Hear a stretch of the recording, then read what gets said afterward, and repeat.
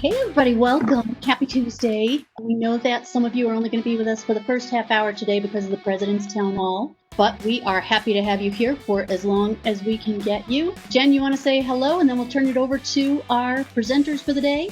Absolutely. I just want to say welcome, and just a reminder, we have these live sessions every Tuesday at 2:30. We're so excited for our first guest speakers here who are willing to share. And if you have an idea and or something that's really working well for either your online or your live online, we'd love you to reach out to us and have the opportunity to just share really great teaching and good things that are going on in our classrooms.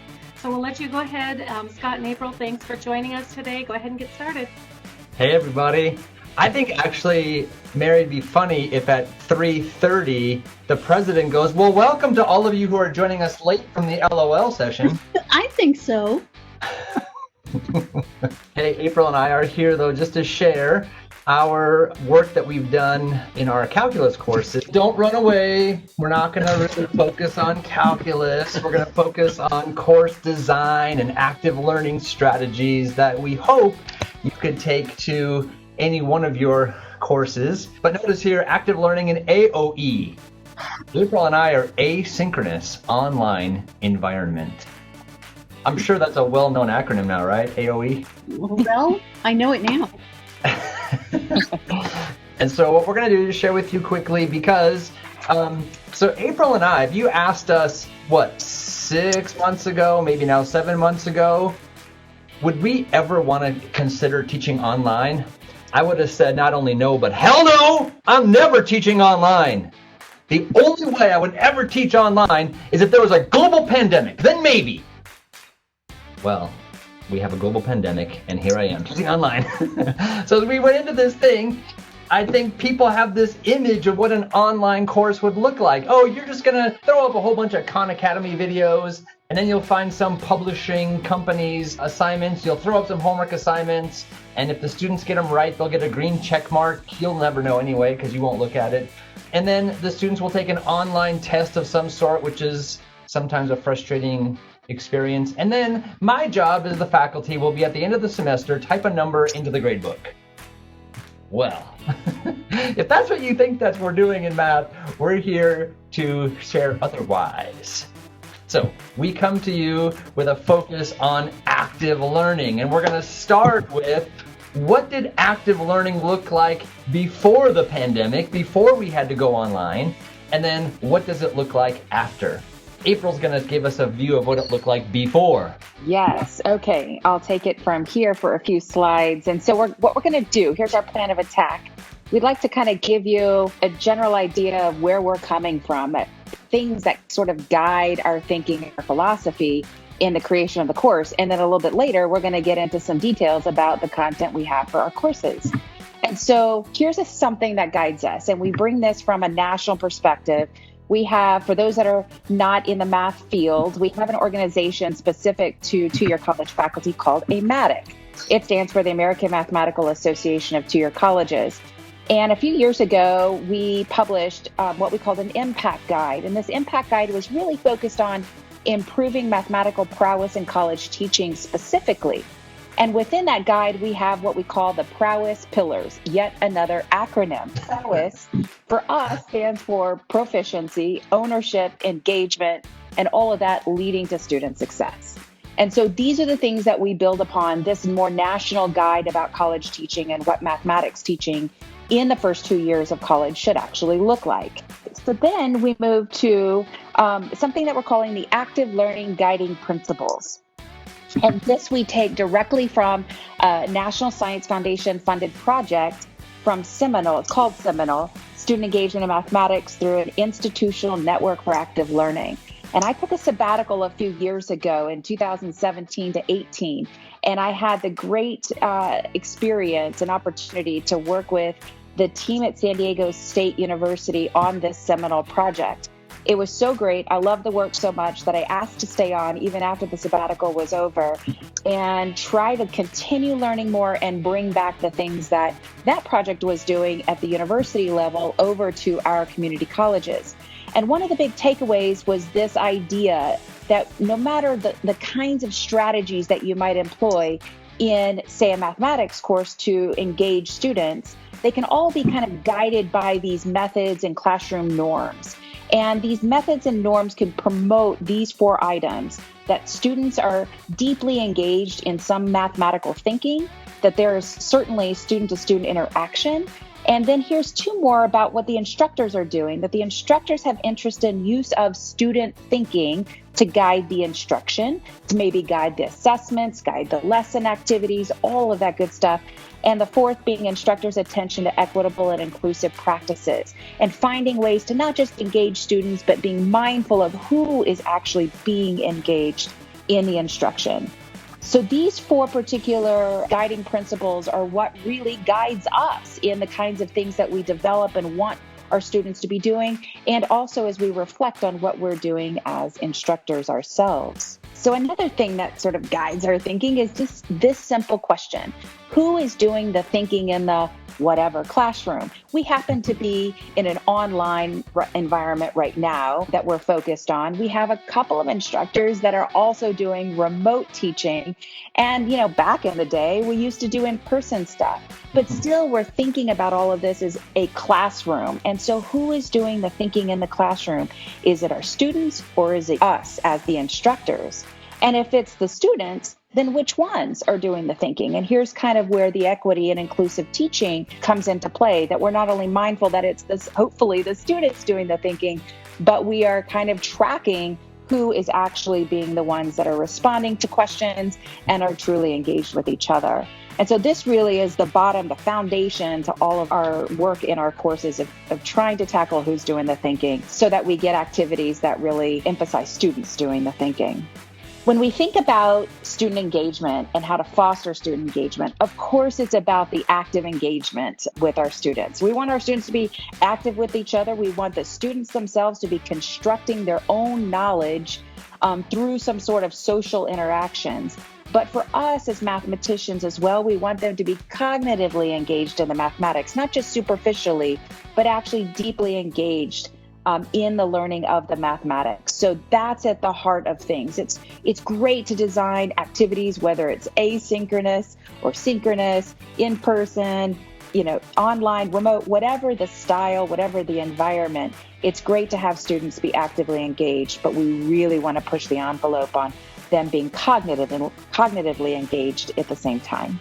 I want to just talk to you a little bit about some research on active learning. This particular article and slide focuses on a meta-analysis of articles that were out there. In fact, about 220 different articles. And what they did was they studied what the research showed in those articles and then put together in one article. And that's this particular one from Freeman et al. And what they studied in these articles is essentially comparing and contrasting classes that were purely traditional, like lecture style instruction, versus in courses that had just some amount of active learning. So those were kind of the 2 that they were really looking at. And what they found based on the traditional versus some amount of active learning is that the mean failure rates for active learning was less. In fact, 21%, almost 22%, as opposed to 34% for just straight up lecture courses. And so overall, the failure rates under the traditional lecture are 55% higher than they are for active approaches in instruction. And keep in mind, this is any amount of active learning going on in the classroom.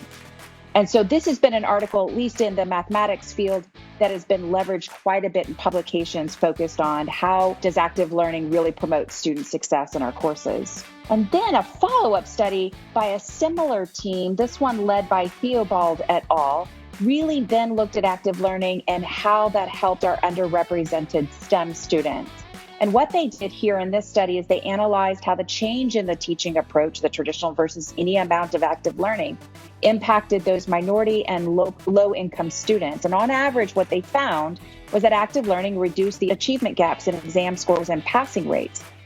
But more importantly, active learning benefits all students, they found, but offers disproportionate benefits for individuals for underrepresented groups. That was a huge finding, that in the fact that we are benefiting all of our students by doing some amount of active learning, but in particular, we are benefiting even more so those individuals from our underrepresented groups. So that is super important. And this particular article came out this year and is getting a lot of traction as a result. Back to the seminal project I mentioned, this particular project, again, was focused on universities across the nation. In fact, they have something like 12 different institutions at the moment that has been working for several years on this project, and we are just adding on an additional 15 universities to engage in this work. And so previously, they conducted a survey with their students, and they looked in particular at equity issues in that survey, among other things as well. And so they surveyed 1,600 Seminole students and about 600 non-Seminole students. And a Seminole student is described really as a student who has an instructor. It could be a graduate teaching assistant, because these are universities, or it could be a full-time faculty. But that instructor is part of this Seminole network and part of this project at some level, versus students who have instructors who are not at all affiliated with the project called Seminole. And so they compared and contrast those responses of the Seminole students versus non-Seminole students. And what they found was that there was the largest statistically significant difference between the Seminole versus non-Seminole involvement really picked up in the sense of community among the students in the class. So that those students who were Seminole students in these classes that were, in theory, more actively engaging of the students and so forth, they felt more connected with other students in the class and had that community. And this was really reported from the non-male students in the group, our Black students, the students with disability, and our non-straight students. And even more so from the non-straight students, they also picked up on the environment scale, where they found the class to be more inclusive and friendly as opposed to excluding and hostile. And so again, these are very important and positive and significant results that are showing from our minority groups and our underrepresented students that active learning is having an impact on making students feel that they are connected in the classroom. Scott, I'll pass it to you. So as we make this switch from what we used to do back in the day to what we're doing now online, just want to paint this picture. We were really big into VNPS. Vertical non-permanent surfaces. What? Yeah. Vertical non-permanent surfaces. If you walk by my class at any time, just about any time, what you would have seen is something like you see at the bottom there. Students at the board actively engaged in doing mathematics, and me running around the room, asking questions, pushing, shoving, encouraging, yelling, hoping that students would be making connections. We wanted student thinking to be public. I wanted to hear from the students. I wanted to know what they were thinking. I wanted to see their work on the board, and I wanted to work on the precision of the language of mathematics. So this is what we loved to do. Vertical non-permanent surfaces comes from the work of a researcher named Peter Liljedahl, and he actually has 11, as you see on this sketch note, there's 11 elements of what he calls a thinking classroom. And up there in the upper right-hand corner, you see number 3, vertical non-permanent surfaces, because the idea of the surface being permanent versus non-permanent was important. If it's non-permanent, students were more willing to engage because they could just wipe it away quickly. The fact that it was vertical, that they had to stand and be active and up and working together. So this was a big deal, and so we just kind of globbed onto this, even though we've been doing it for a while, to have some research to back what we do. So what I'm going to ask you now, I'm going to pause for a moment. I want you to focus on, and April, I think if you click it, it'll go to the shading. I want you to focus on these 5. What we did before the pandemic was number 1, 2, 3, 10, and 11. Well, we did them all, but I want to focus on 1, 2, 3, 10, and 11. And I'll put this back up in a minute, but I'm going to ask you all a question. I'll give you some time to think, and then I think we're in a small enough room where I will either wait for 7 seconds for a volunteer, or I will call on I'll either call on people I know really well, so I can trust that you won't hate me if I call on you, or I'll call on people I don't know at all because I don't know you, so I don't really care. So I have 2 questions for you. What do you notice and what do you wonder about this sketch note? What do you notice? What do you wonder? April, I'm going to give them like a 10 seconds of think time.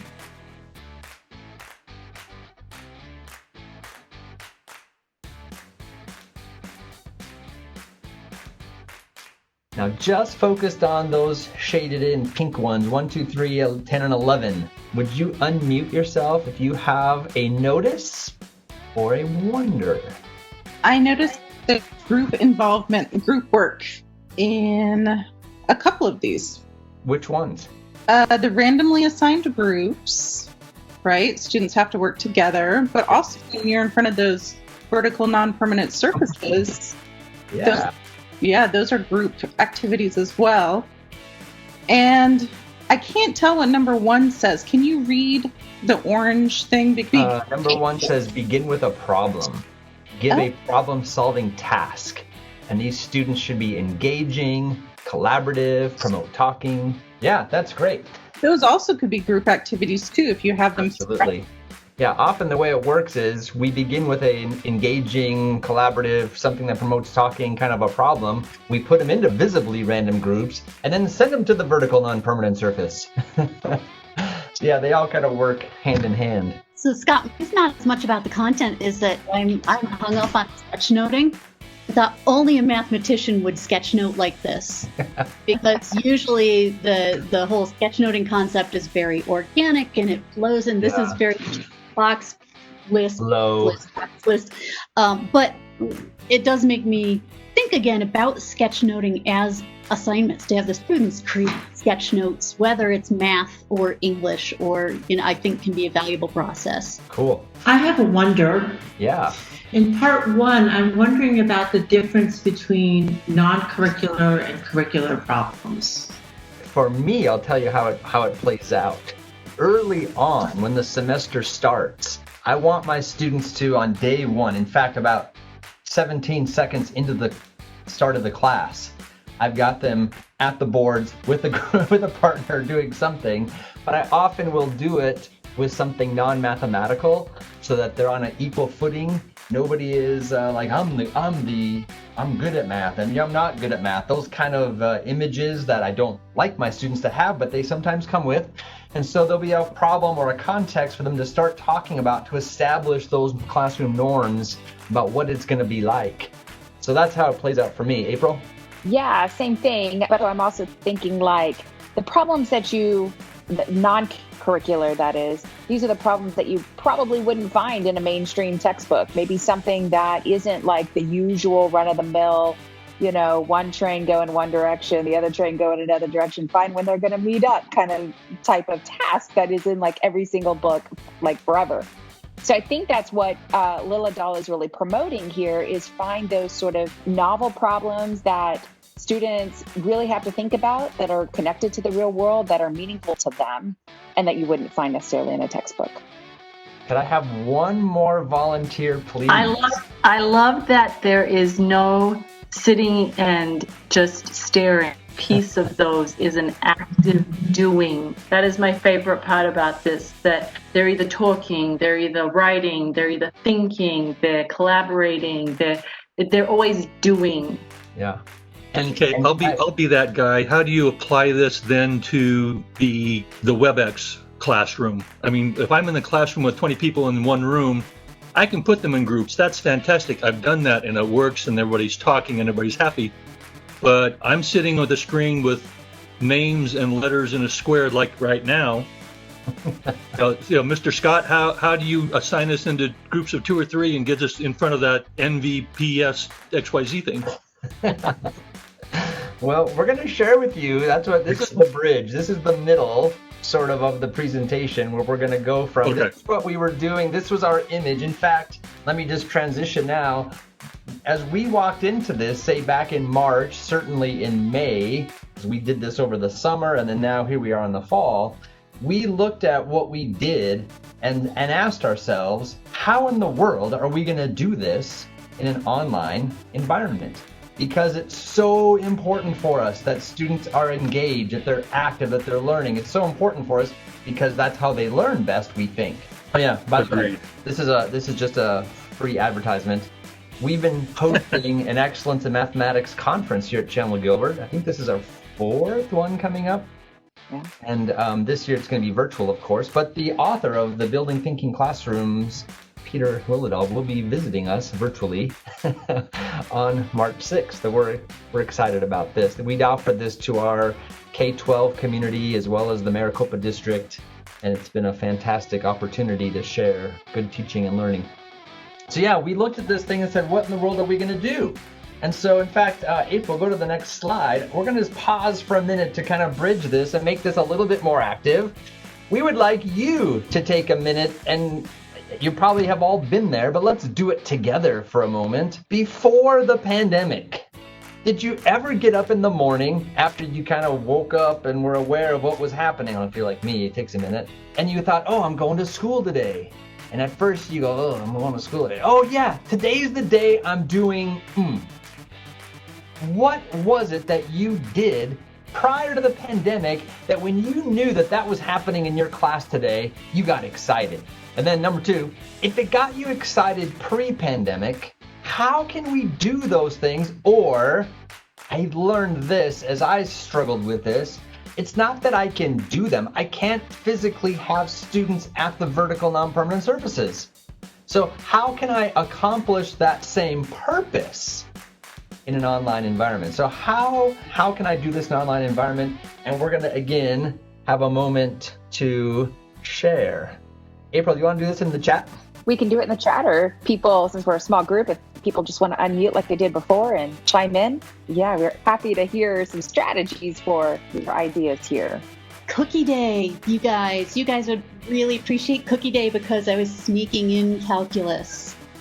I actually brought cookies, and they get to continuously eat cookies, and they have to track what the change in their satisfaction level is with each cookie that they eat. Ah. And then they have to take that and build up a total amount and see what the relationship is. So they don't know I'm teaching them calculus, but I'm teaching them calculus. That's a whole lot of cookies. It's everybody's favorite. And when we had to move it online, we missed Cookie Day. It was supposed to be right after spring break.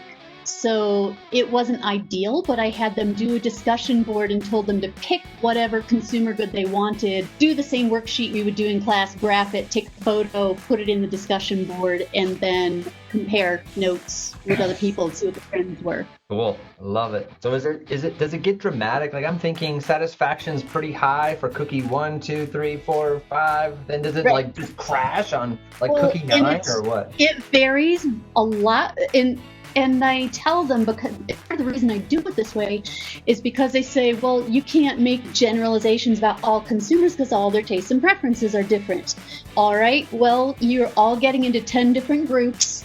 Each group has a consumer you're tracking. I want all of you to put your graphs up, and now let's look for the similarities. So it's that downward trend, no matter how rapid or gradual it happens to be. And the important thing with Cookie Day is never tell them what the record is. Because some kid ate 26 chocolate chip cookies in a row. You can't have anything else because it introduces a new variable. If they get a drink, it spikes the data and screws up the graphs. So they have to just eat cookies, and some ate 26. No milk. No milk until, well, I bring milk, but they can't have it until they give up and stop the graph. That's awesome. So I don't know if it's effective. It's probably not as memorable as doing it face to face, but that was my workaround, at least for the spring. Yeah. Anyone else have a thought? Even if it's number 1, what did you enjoy before the pandemic, and you're still thinking about how it's going to transition to online? Does anybody have a thought? This was one of the beginning exercises in the art history class that we had an hand-eye exercise, and this exercise would pair students. They are sitting next to each other, but one of them is facing the board and the other one have their back towards the board. The person who is facing the board is the eye, and the person who is looking at with their back behind the board is the hand. And I show an image, usually from related works of that era that we are covering. And this is to show them the importance of accurate description, like a mathematician or like a good detective, crime detective. And it wasn't to evaluate drawing or the ability to draw, but it was like the person who is seeing describing to the hand, and the hand without seeing has to draw what they are being described to. And this is something that I really miss doing, because I use Teams and I group them, and for the rest of the discussions that are formal analysis or other forms of discussion, I do those in the groups. And because, online space is a very flat and linear space, it works for those activities, but for something that actually have the students one-on-one, and at some point everyone will look back, all the eyes will look back, and they are sort of, either they're like, wow, yeah, I saw it, or like, depending on their eye, on their eye, all the hands will see what they were being described to. That element of surprise, that 7 minutes of work, is something that I really miss. Yeah, that's good. Well, April, I'm looking at the clock. We might want to reveal some results of how we have thought through this and designed something. I'll just remind us that most of, it's not all this way, but most of what we do is AOE, Asynchronous Online Environments. And so we'll have to talk about how to adapt them to synchronous, but we will. So April, go ahead. Yeah, so we really, there's parts of our in-person classes that we so love that when we had to move online, we were just like almost in tears of trying to figure out, no, I do not want to move online. How are we really going to preserve all these components of the class in the online space? And so we kind of begrudgingly went forward with the online. But now, as we kind of really thought through some of the pieces and leveraged some technology, we're kind of happy with where we've landed. It's not perfect, and we continue to innovate and we continue to improve. But here I'm going to showcase a little bit of where we're at right now. We started with a course module overview. So we have within each of our, right now we're focused on Calc 1, Calc 2, and Calc 3, Scott and I at least, and some other people on our team. Our chair, Linda Mang, is part of that, Trey Cox also. And so what we have is 15 modules in each of those courses. And so here's sort of what the structure of one of those modules looks like. So we have a module overview. This could be in the form of a video or text introduction to the module. Ideally, it's video by each of the instructors so that the students can see who their instructors are. And then every module would open with that particular video. And if it's just text, still, it's a text from some sort of page that describes that particular module and what the students are about to learn. Then we move to learn the math. And so in this category, what we've decided to do based on our base camp work this summer is create Google Slides that is sort of like this content container is what we're calling it. It contains all the mathematics that for that module we want students to learn. That could be in the form of videos, that could be in the form of maybe example problems, where students see a problem, we ask them to do it, they click to the next slide to see the solution all worked out kind of thing. Could be just a narrative description of stuff. And so we're going to showcase here in a minute of what that actually looks like. Within the Google Slides, we have quotes, we have success tips, and some bonus material. I'll show you what that looks like too. Within the Learn the Math, we then move to check your understanding. So a very low stakes kind of Canvas quiz type thing where students maybe just answer some problems. It's, multiple attempts, sort of your run of the mill type experience, handful of questions to sort of gauge their understanding. Then they move to learning tasks. And so this could involve some Desmos work. It can involve GeoGebra. These are dynamic and interactive type experiences with the students. And then your usual textbook homework, where students are assigned some problems out of the textbook and we have them write out their solutions and upload their work. We do not use any publisher created type materials. We just are opposed to that because we don't feel we have control over that content. We feel we are better positioned to create the content for our students without just leveraging some sort of prepackaged thing from the publisher. So we've made a choice there to avoid publisher created material and use our own, but we still use a textbook and we take the homework from that textbook. And then we have, some of us are doing study groups and some of us are doing group projects. Maybe some of us are doing a little of both. And so it was mentioned a few minutes ago, the question by Kelvin of how do you get students doing this vertical non-permanent surfaces stuff when you used to do that in person, but now you're asynchronous, or maybe you're teaching remotely by Zoom or by WebEx or whatever. So I'm going to show you something called Google Jamboard, just a quick showcase so you can see a little bit what that looks like. Group projects are conceptual activities. They might have them create a Google slide as their own content container.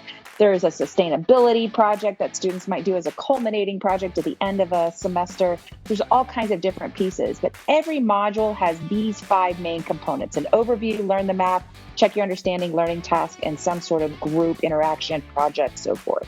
I mentioned a little bit about the Google Slides as the content container. This is, again, where the students are actively watching videos, and we really expect them, and we communicate to them this expectation that we want them to just not sit back and eat popcorn and watch the video play without taking notes, without pausing. We want our students to be doing that and have those expectations. And like I said, communicate those expectations to the students to do that. And this is important too. We're trying our best to teach the students to be wise consumers of the content. So our modules contain what we think is more material than they might need. By example, what I mean here is we have kind of some just-in-time videos front-loaded or maybe sprinkled in a particular module. A student might not need the just-in-time/review videos. They might be good to go on that particular piece of content. They can just move forward. And so we really want them to have this experience that they can kind of choose. There's a core content that they need to go through for sure, because that's new to them.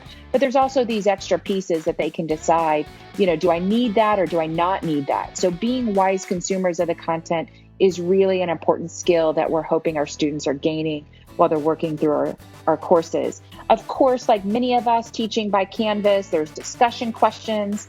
Then I mentioned these jam sessions with Google Jamboard. This is our study group and group project kind of interaction, which I'll showcase in a second. And then we have interactive quizzes followed by solutions. So we might do a quiz in Canvas where their students are trying to do what they can do on their own with some mathematics. And then once they enter in their work, they can then move to actual video solution of that quiz, of that content. And then, of course, I mentioned Desmos and GeoGebra activities. So let's move on to what an actual module looks like.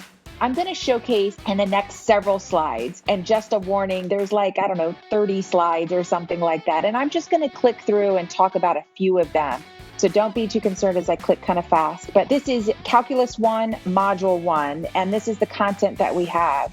And so we talked about non-curricular problems a little bit earlier. I think Ann Sittimer had asked about that from the Building Thinking Classroom slide. And covariation is one of those things. You won't find a topic on covariation in your run-of-the-mill traditional textbook in mathematics, but it's still an important way of thinking that we would like to promote. So that is here within our module. We start every module with a quote of the day, some inspiring kind of thing to remind themselves that's a positive message as they continue on. These are the kind of things that we would have done, in person in class, to have a positive attitude about things, getting students to believe in themselves, having confidence that they can tackle the mathematics and so forth.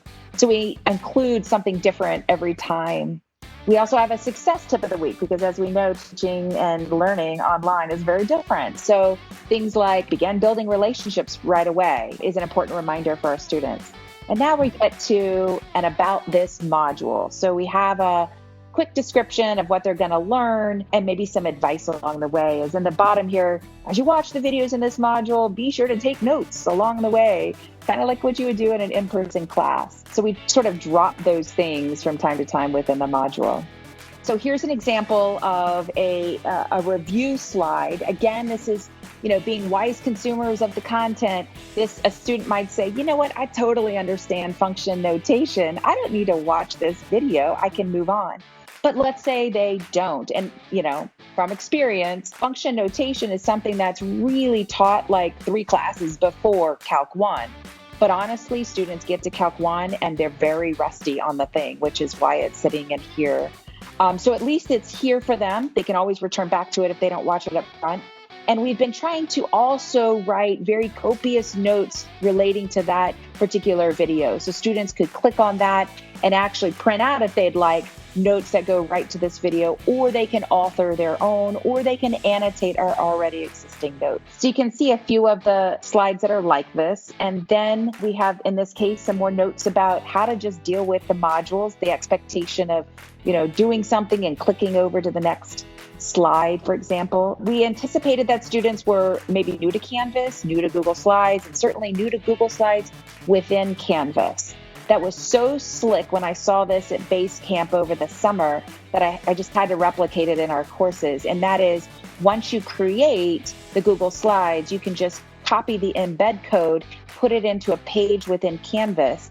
And then that way, anytime you need to make updates to the module, to the slides, that is, you can just go to Google Slides, make your update, and it automatically populates to Canvas.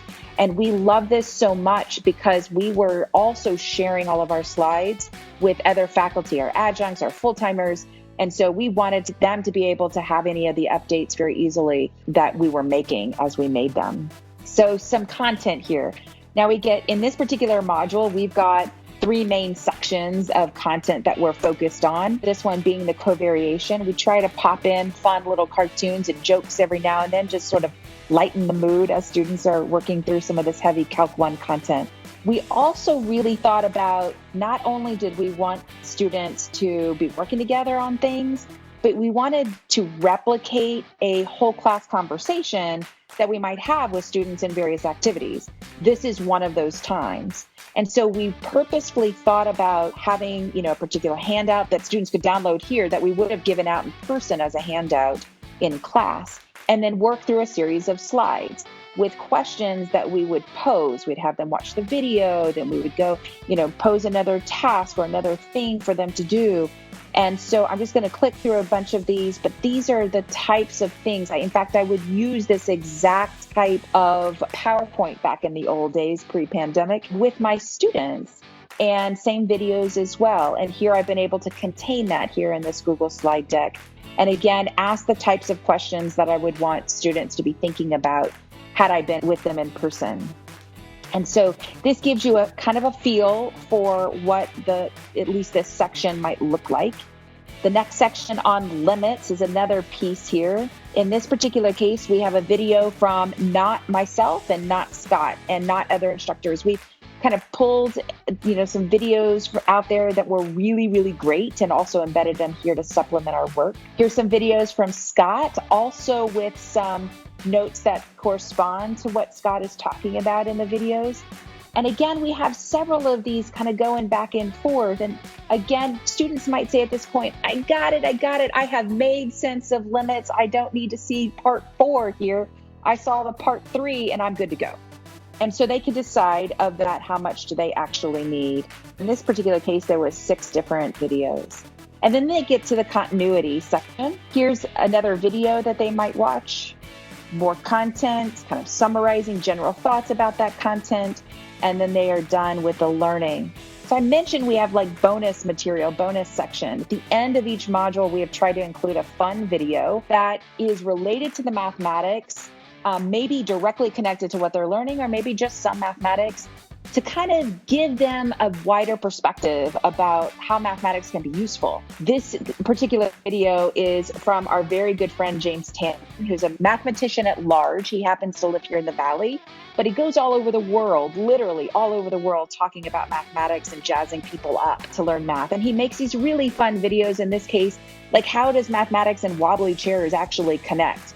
And so it's a quick and dirty video that students can watch, just to kind of be like, oh, I never thought about like mathematics had some sort of utility when we're talking about wobbly chairs. This is like one of those sections that students can do or not, watch the video or not. We had another one where there was a Batman video and they had the video kind of showcase the equations that would produce the Batman logo. And again, students could do it or not, but I had several students actually type in their equations into Desmos, replicate the Batman logo, and send it to me. These are the kind of things that we didn't require them to do, wouldn't have done necessarily in class, but we can do here. And so students are really picking up on it. So that's a sample of one of the modules that we would showcase. And so I'm going to pop out of here, and that's going to talk to you a little bit about this Desmos card sort is another type of activity that we do. And Scott, I'm pulling it right up here on my screen. Go for it. I put the link to it in the chat. So if you want to play along, it'll take you about 4 seconds to jump in there. But the idea is just to give you an image of dropping these kinds of tools into our module so that we could somewhat replicate what we used to do in the classroom. Like in my classroom, I used to have these things printed out on cardstock, and my students would be working in groups, probably at a vertical non-permanent surface, sticking these things to the board and organizing them by definition. Definitions matter in mathematics, and so we would want to organize these quadrilaterals into the shapes. April, if you would just quickly put them somewhere. I'm not necessarily. Yeah, I just want to get a couple of them sorted so I can show what happens. And you have to put them in the trapezoid or not trapezoid label. Like they have to connect. Yeah, like that. Now, as they're going, of course, there was some, in this class anyway, there was some activity prior about what the definition of trapezoid and not trapezoid would be. And now they're sort of testing out their definitions to see if they're right. But after they sort them into not trapezoids and trapezoids, April, you can go ahead and click next. What's cool about this is they can get some feedback. So in this case, April, I'm sorry, you did not sort the cards correctly. I didn't. So I gave a few hints, and they could go back. You see the arrow up there. They can go back and work on it again, and they can keep working on it until it finally would say, you did it right. After the experience then, they would type in their thinking. What makes a trapezoid a trapezoid? So they would type it in here, and what's cool about this then is at the end of the activity, students can see a collection of what everybody wrote, and they can start, in a sense, okay, you guys, it's not the same as being in the classroom. But in the classroom, we would have had this conversation live with words flying through the air. Instead, these words fly through the interwebs, and students can see what other people are doing. And this is what's so important, that overview video, I think it's really an important piece of our module, because in my overview video, I'm telling the students, hey, when you get to this is what I'm expecting. This is what I want you to do. Please engage as I intend you to engage so you can learn the most. So this is another way that we have tried, and you could do this synchronous as well. You could have students playing in this Desmos thing or whatever kind of thing. Like I saw Jen putting up the pair deck. So there's lots of tools online for you to do the things you used to in the classroom and try to bridge that experience from pre to post-pandemic days. And then April, I think we just want to show the Jamboards really quick so you can see what the interactive group activity look like. Yeah, I'll showcase one for my students. Let me kind of walk through this. Back to the question that Kelvin asked about, how do you do that VNPS stuff that you would do in an in-person class with your students in an asynchronous environment or maybe even synchronous environment? So since we're asynchronous, we leverage interactive whiteboards, and we chose to use Google Jamboard. There are many out there, both that are free and paid versions. Certainly, as Maricopa employees, we already have access to this. Who knew? But when all this happened, boy, we scoured all of the tools that we must have had like for forever and didn't use. And now we're using them. So Google Jamboard is a way for students to, kind of similar like to Google Docs or Google Slides. Students, if they're provided the link, they can get in and do what they need to do. So here is an example. This is my study group 16. I do study groups. I have a requirement, in fact, that students, I use Canvas, by the way, to group my students automatically and assign a leader to that group. And there's groups of 3 or maybe 4 students. So what they do is they're required to meet once a week on whatever platform they want. Their assignment in week 1 of the semester was to figure out what that day and time would be that worked for that group of students. And then they sent me that information just to kind of keep them accountable. And I passed them the link to a Jamboard that I created for them that looked like what I have here, and it was blank. And so what I do every week is I post a problem of the week. And so here's their problem of the week in blue. I gave them a Tesla problem that they had to do to talk about the phantom drain. That's a well-known problem with Teslas. If they are sitting there not plugged in at all, they slowly drain their energy. And so this became a math task. Again, a non-curricular type of task. You wouldn't necessarily see this exact task in a textbook. And they have to write or produce somehow their mathematics that accounts for that particular problem. And so every week I pose a new problem for them on their Jamboard. And so here's another type of problem that they had to do and write out their solution. Sometimes it's explaining it in words, sometimes it's the actual mathematics. And so this gives you a sense of how at least I get the whiteboard thing to happen, at least via Google Jamboard. And I know Scott has one too. I want to pull that up. Scott, do you want to talk about yours? Yeah, the reason I wanted to share this one was this group initially engaged at the Jamboard. So they're meeting at separate locations, but they're all collaborating around this Jamboard. And they're working. But then I asked them to convert that Jamboard to a PDF to submit it for their assignment. So once they got kind of done with they figured things out, what they did, if you just scroll through that a little bit, April, they grabbed some images and imported them into the Jamboard, which was, I honestly, I'm new at this, so I didn't really know how they were going to do it. Were they going to draw it all out or what? But this actually worked out really well. But this group met me during office hours right before this was due, and one of the students just said this was so fantastic because they miss, so many of our students, at least in my experience, are missing that classroom connection. And this student told me that this assignment and the opportunity to work with people from the class was just at least a little bit of a hint toward that connection, that collaboration, that kind of the social aspect of learning. So that's just what it looked like, to what we were talking about before, vertical non-permanent surfaces kind of happening virtually. Yeah, absolutely. I had just last week, a similar conversation with a student. He was a student who, he's currently in my Calc 2 class in this online environment, but he took me for Calc 1 last fall when we were completely in person.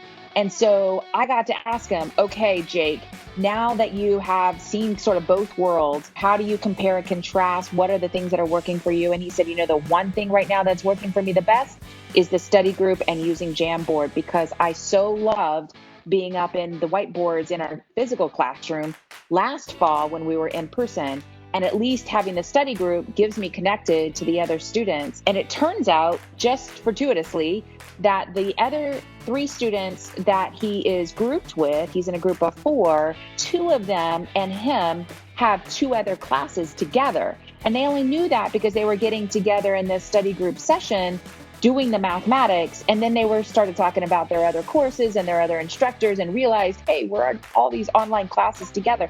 So now they use Discord to actually communicate all week long when they have questions, not just for the math course, but for their other courses. And so that was just the perfect environment for these students to get in and get going. The whole study group thing and doing it in an online forum was certainly new to me. I tried it out in this summer and there was definitely things I had to tweak because it just didn't work very well. So I dialed in some of the things. I'm still dialing in some of the things, like, for example, how do you handle students who from week to week just fizzle out and they don't show up at their study group? Like, how do you track that? And so I'm grappling with some of those pieces still, but it, I think, largely is working with students, and I so value having that opportunity. So Jamboard really helps at least collect their work, and interactively they can work together to design some sort of solution to a mathematical task. So with that, well, basically, I won't worry about sharing the thing because now we're just pretty much at our Q&A time. Scott and I are happy to field any kind of questions as you noticed and wondered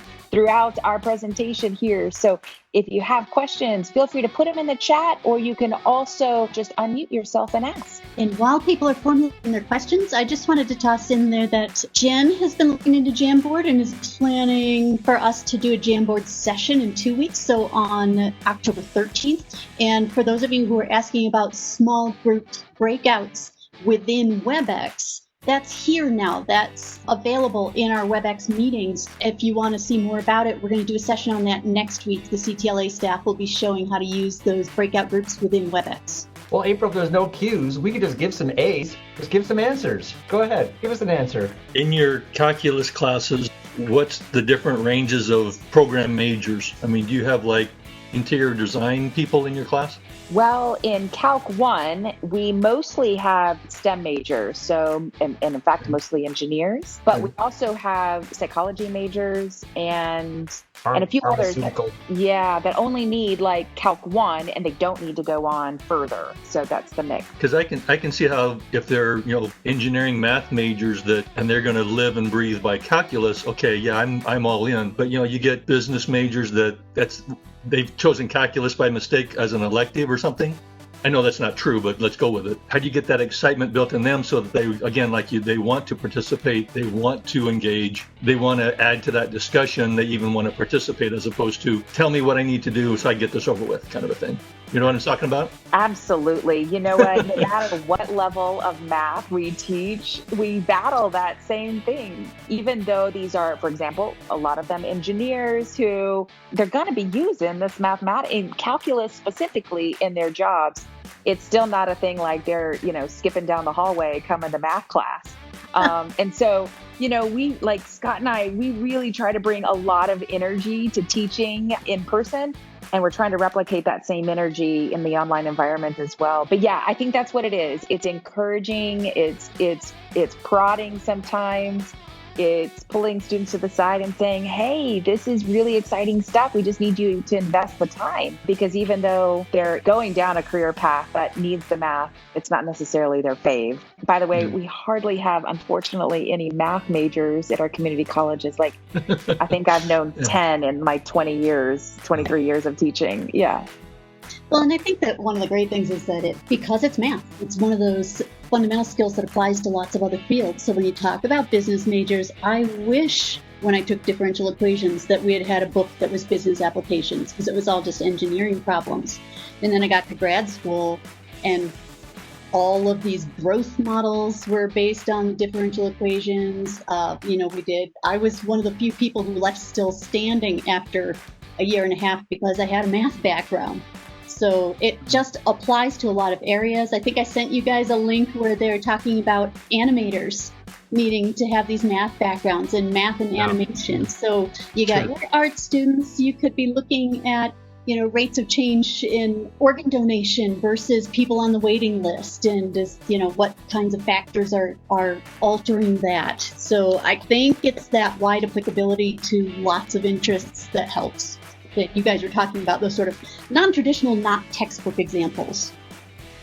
I found that if I can say, well, what we're going to talk about in the next 5 minutes, you can actually really use as opposed to just here in the classroom. Yeah. And then I talk about it and I kind of, in the classroom, you can kind of get that, either you get the deer in the headlights look or you get the, oh, yeah, I can see how that would work for me. And that's what I miss a lot, not being in the classroom, is you get the I got it or don't have a clue look, and at least you can go then ask a question one-on-one kind of a thing. But yeah, I try to emphasize, this one point you can actually use, and you can do it in your daily life and do it at home on your computer when you get home, and it'll help it work better. So that's kind of my secret weapon, and trying to hopefully keep their attention or let them know that, hey, this might be important, this next 5-minute segment here. The other thing about all of this that we didn't really hit on today, though, is I think what you're getting at is relationships. So when we were in the classroom, we were able to look them in the eye and they could see our body language, our faces, our smiles, our enthusiasm, whatever.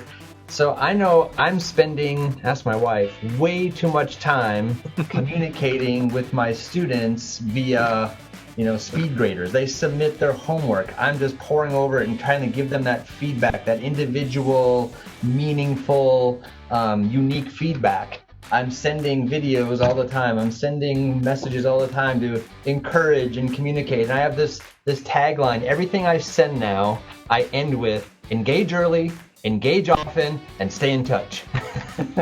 Because they're submitting everything, 6 minutes before the deadline. And so I just am trying to build that connection with them, that relationship with them, even though we're virtual. Yeah. Actually going to ask everybody, we're doing it right now. We're in this live online environment, but only 4 or 5 of us have our cameras on. So if you're able, turn your camera on so we can see your faces. Yeah. Jen's back. Hi, Jen. Hi, quick internet connection loss. Hey, Joni. Hi, Joni. Sometimes I think it's so good for our teacher self too to be able to see the students. It is hard teaching when you're not. I popped into a colleague's class this morning, her live online class. We're having a parent panel, so I'm going to co-host for her for a session. So having a, being able to see each other is really powerful, but I know Wi-Fi doesn't always allow that. But just having a piece of that visual once in a while. Well, and I think the relationship piece ties back to the previous comment, because you're saying, I can't see them, I can't see when they don't get it, but if they have a comfortable relationship with you, they're more likely to reach out to you and ask you for that help. So, it's a big component. Do you find that if everyone has their video on, does that affect your sharing your screen, or that they can't hear you anymore? Does that interfere with anybody? It can. No?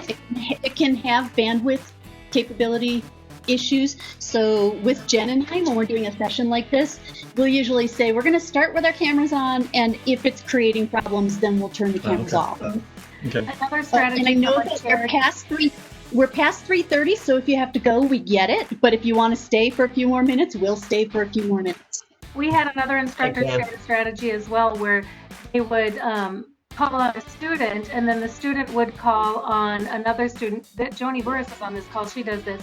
And when you call another student, they can their camera on as they respond, and then they call on an additional student.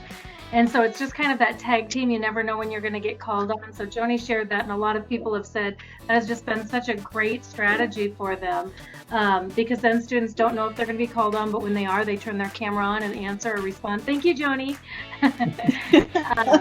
But kind of gives them that responsibility to tag team each other as well. Any other questions, you guys? I'm actually going to take over for just 1 second here and share our last couple of slides. I know that I put this in to the chat earlier, but the WebEx breakout rooms are available now. So Jen will not be able to be here next week, but the other CTLA folks said that they will help out, and we'll be doing a WebEx breakout rooms session next week.